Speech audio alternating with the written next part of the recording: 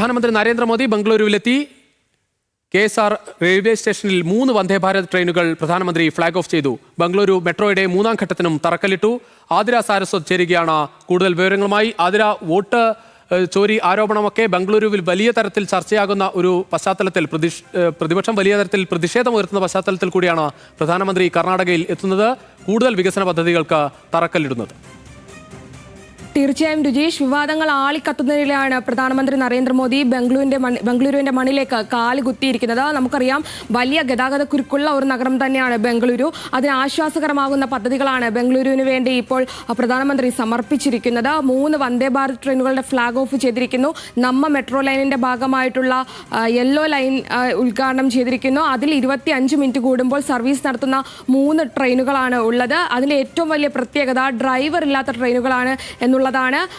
ഇനി 3ാം ഘട്ട മെട്രോയുടെ ഉദ്ഘാടനവും പ്രധാനമന്ത്രി നിർവഹിച്ചിരിക്കുന്നു എന്നുള്ളതാണ്. എന്തായാലും വലിയ വികസന പദ്ധതികളാണ് ബംഗളൂരുവിന് വേണ്ടി പ്രധാനമന്ത്രി നരേന്ദ്രമോദി സമർപ്പിച്ചിരിക്കുന്നത് എന്നുള്ളതാണ്. ഇനി അതിൽ എല്ലാവരും ഉറ്റുനോക്കുന്നത്, രാഷ്ട്രീയം ഉറ്റുനോക്കുന്നത് ഇവിടേക്കാണ്. അതായത് IIT നടക്കുന്ന പൊതുപരിപാടിയിൽ ഉച്ചയ്ക്ക് 1 മണിക്ക് നരേന്ദ്രമോദി പ്രസംഗിക്കും. അവിടെ രാഹുൽ ഗാന്ധിക്ക് മറുപടി ഉണ്ടാകുമോ എന്നാണ് ഇന്ത്യൻ രാഷ്ട്രീയം ഉറ്റുനോക്കുന്നത്. രുചീഷ്.